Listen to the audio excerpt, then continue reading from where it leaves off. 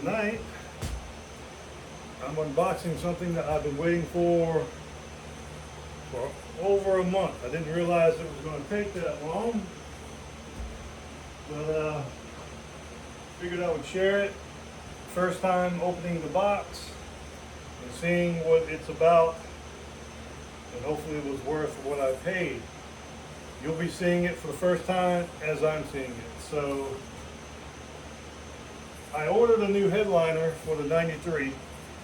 The liner that was in it, the backing I think is good, but the headliner material itself was sagging. And of course, I mean, yeah, you can fix it, spray on glue, take it off, get some fabric, clean it. But I thought I was saving time. Kind of not really. The amount of time it took for it to ship. I didn't see anywhere, maybe I misread, to where it would take that long, but not a problem if it's a quality product. So, excuse me for a second, I'm going to go and get the box.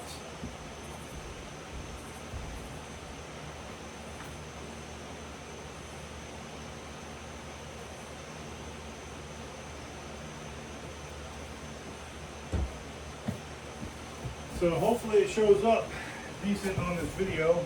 But you see the box here, it's literally about my width up to, I'm like 5'9", 5'10", something like that.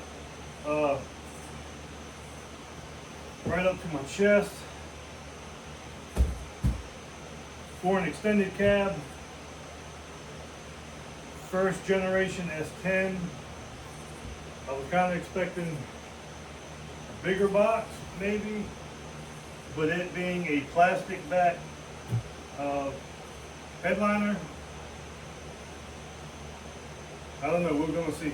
We are going to see what we have here. It was not going to name the company right in this moment. Maybe somebody might recognize the shape of the box, size of the box, maybe they've gotten them before, but I'm not in the habit of shooting down companies if I get a bad product. So it's my fault. Didn't do my homework. But even if, unless it's like a really total screw up, and you know you're dealing with a company that doesn't really care, unscrupulous business practices, things like that. If it's like a in your face kind of like if this box came destroyed or something, yeah, that's the shipper or shipping company that picked it up fault, obviously. But a lot of times, you know what I'm saying, kind of long-winded on that. But anyway, I'm not in the habit of just like, this company sucks. They did this to me, they did that. If it sucks, I just won't order from them again. And if I see someone saying, hey, I'm about to order a headliner, I would product message and be like, hey man, I bought one, you can see mine, whatever, or whatever the product may be. But so we're gonna see here. I just feel when you put negativity out, you get negativity back. So it's like speaking ill of a company or something like that, just because it might not be quote unquote up to my spec or something. But I just don't believe in doing that unless it's just a total, in your face, kick in the butt kind of thing. But we're gonna see. I'm a little worried about the box because that means something's folded. That means something is given maybe the poster treatment. But we'll see. And it being plastic, sometimes things take the shape of what they're in. Yeah, we have a folded piece here, but it's not crinkled. I don't see where it's damaged. And of course, thin plastic, you can get away with kind of folding up. It is not the poster treatment. It is folded. I could get the camera and walk over here, but you'll see when I pull it out. Not having any issues yet. But when I do get it out of the box, I'm going to have to lay it down somewhere because it's going to flop open. So here we go. I do have some instructions here. People sizing. See what we have. 1982 to 1993 S10 pickup. Extended cab.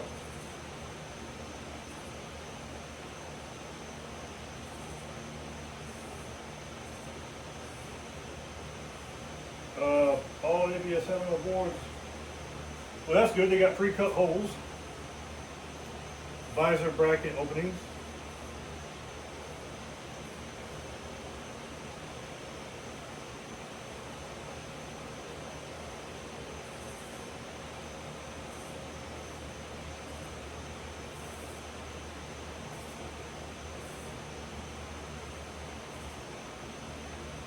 If your truck has the roof molding, you must cut 6 inches off the back side of the headliner. Let's not hope we have to do anything like that. I think that's for the Blazer applications. So here we go.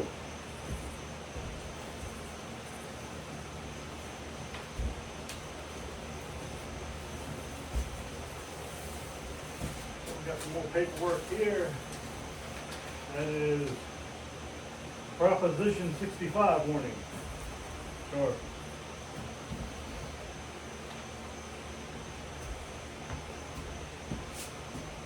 Oh, here we are. Whoa! There it is.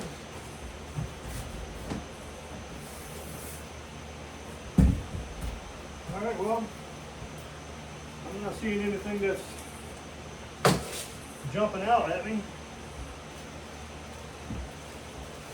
So it looks pretty good so far. Got the openings like it said.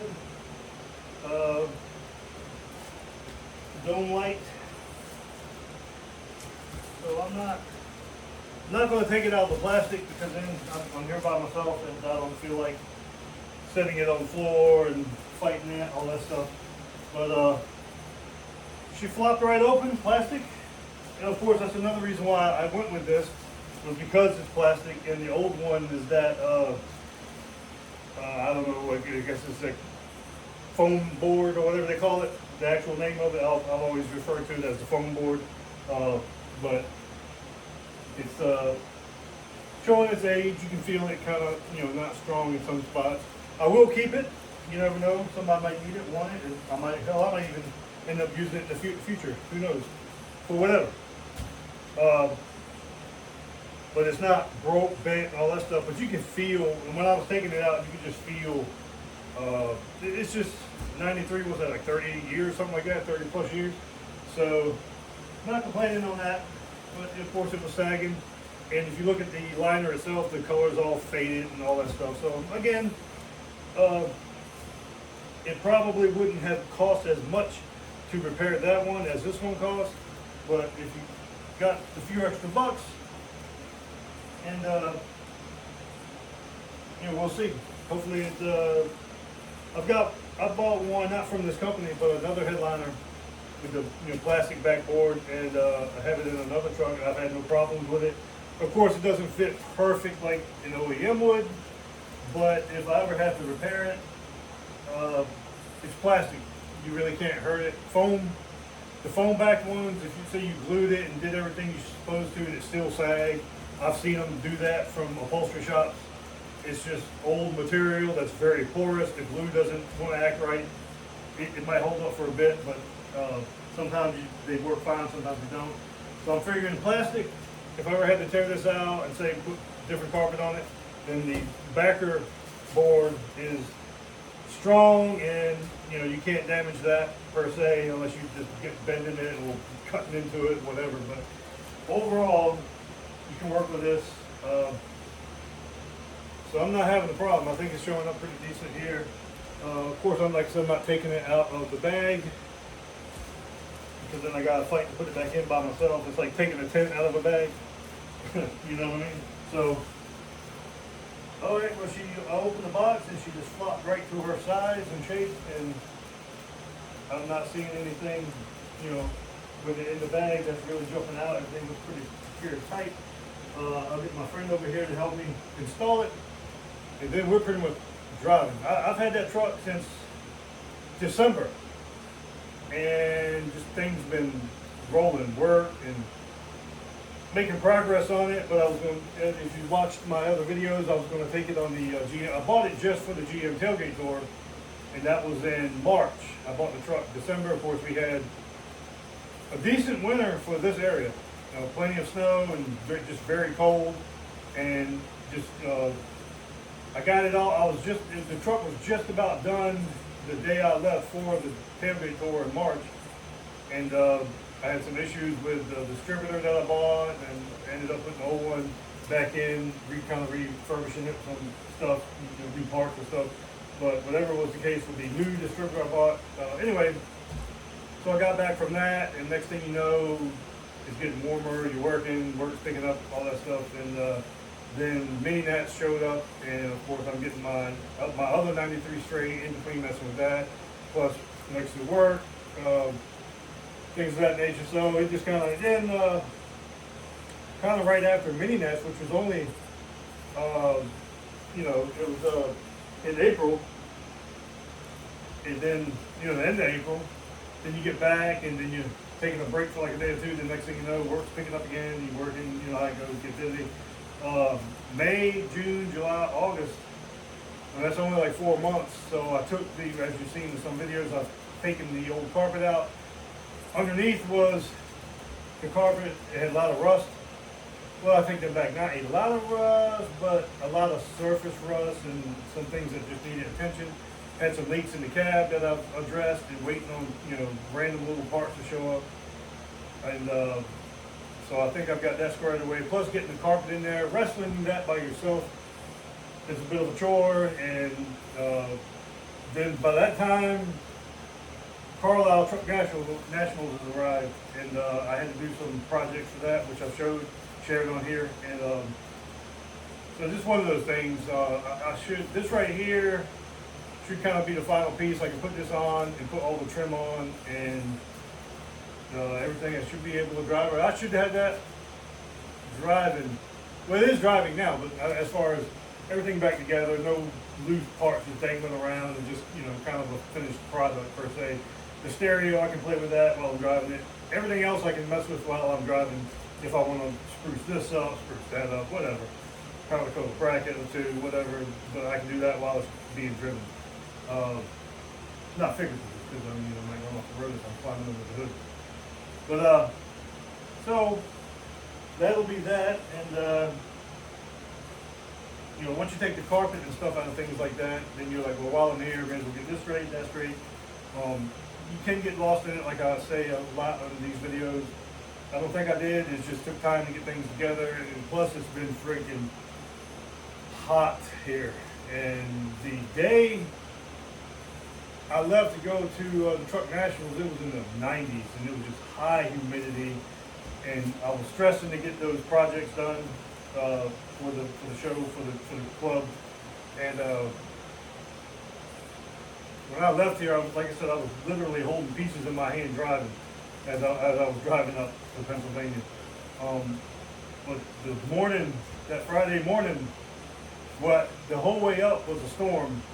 And when I got there that Thursday afternoon, or evening I should say, the temps had dropped dramatically, a nice breeze, overcast, and the next day it was almost chilly in the morning. It was 63.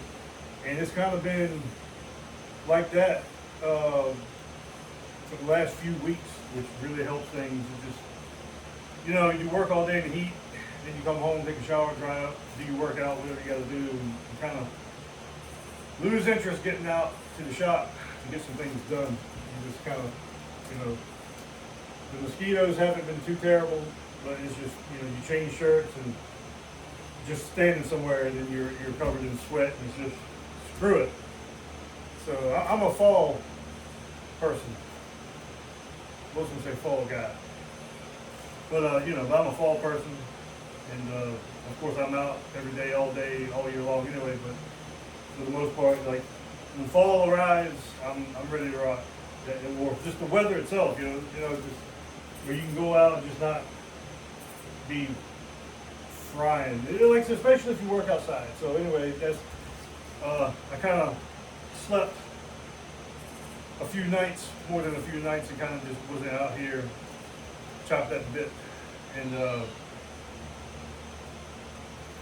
so anyway, this right here, hopefully get this in the next couple of days. Like I said, I'll get someone to help me so I'm not fighting, maybe ripping something or holding too much pressure somewhere. I mean, it's a big piece, flimsy of course, so you don't want to get holding it. It's just not working. So that's what we're gonna do, and hopefully I can be pulling that 93 out of the shop in another day or two.